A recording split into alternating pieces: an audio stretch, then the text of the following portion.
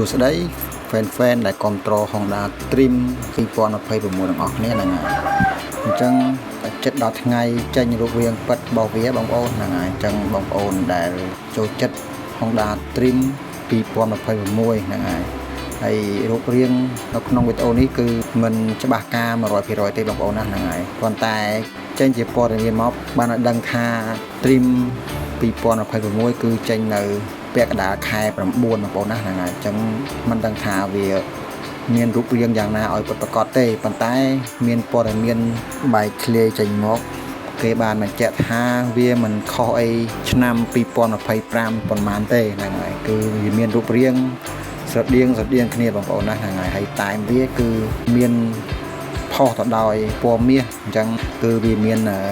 តែហ្នឹងគឺវាស្តៀងគ្នាទេបងប្អូនណាហ្នឹងហើយគ្រាន់តែធ្វើការកែប្រែនៅ design បន្តិចបន្តួចតែប៉ុណ្ណោះហ្នឹងហើយអញ្ចឹងឃើញថាសង់ trim ឆ្នាំ2026នេះគឺវាមាន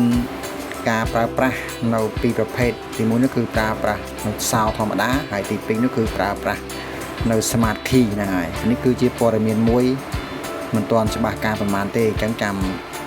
ដល់ខែ9បងប្អូននឹងដឹងទាំងអស់គ្នាហើយមួយទៀតនោះគឺមានបងប្អូនជាច្រើនគាត់បានបញ្ចេញមតិបងប្អូនខ្លះទៅគាត់គិតថាក្រុមហ៊ុន Honda នឹងប្រើបេនសាំងវិញហ្នឹងហើយមានបងប្អូនខ្លះគាត់គិតថាប្រើប្រព័ន្ធប៊ិចដដែលហ្នឹងបងប្អូនហ្នឹងហើយតែបើតាមជាយោបល់ខ្ញុំគិតថា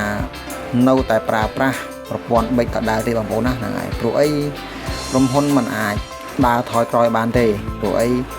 ប្រព័ន្ធប៊ិចគឺជាប្រព័ន្ធមួយដែលមានការអភិវឌ្ឍធ្វើឲ្យម៉ូតូដែលយើងប្រើប្រាស់ជាប្រចាំថ្ងៃនោះវាស៊ីសាំងតិចជាងយើងប្រើប្រាស់នៅ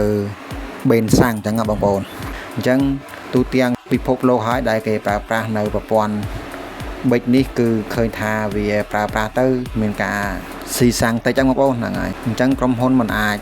ដើរថយក្រោយមកប្រើបេនសាំងវិញទេបងប្អូនណាហ្នឹងហើយបងប្អូនមួយចំនួនគាត់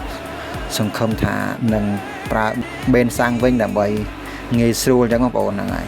តែបើតាមគំនិតយោបល់របស់ខ្ញុំគិតថាប្រើប្រព័ន្ធប៊ិចនេះឲ្យស្រួលបងប្អូនណាហ្នឹងហើយដូចជាប្រទេសថៃសូម្បីតែ Wave 110 Wave 125គឺគេប្រើប៊ិចអស់ហើយបងប្អូនណាហ្នឹងហើយអញ្ចឹងក្រុមហ៊ុននៅក្នុងស្រុកខ្មែរឥឡូវគឺគេដើរទៅតាមសម័យកាលថ្មីអញ្ចឹងគេមិនអាចដើរថយក្រោយវិញបានទេបងប្អូនណាហ្នឹងហើយអញ្ចឹងបងប្អូនកុំគិតថាក្រុមហ៊ុនដើរថយក្រោយមកប្រើប្រព័ន្ធបេនសាំងវិញហ្នឹងហើយបងប្អូនណាហ្នឹងហើយអញ្ចឹងគឺក្រុមហ៊ុនមិនអាចដើរថយក្រោយវិញទេមានតែដើរទៅមុខអញ្ចឹងគឺក្រុមហ៊ុននឹងធ្វើការប្រើប្រព័ន្ធប៊ិចដដែលទេបងប្អូនណាហ្នឹងហើយអញ្ចឹងក្នុងវីដេអូនេះគឺមានតែប៉ុណ្ណឹងសូមឲ្យបងប្អូនទស្សនាពីរូបរាងរបស់វាទៅតើ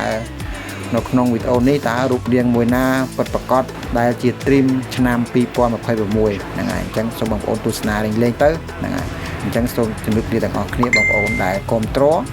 នៅ Honda Trim 2026នាពេលខាងមុខនេះគឺពាក់កណ្ដាលខែ9បងប្អូនណាហ្នឹងហើយ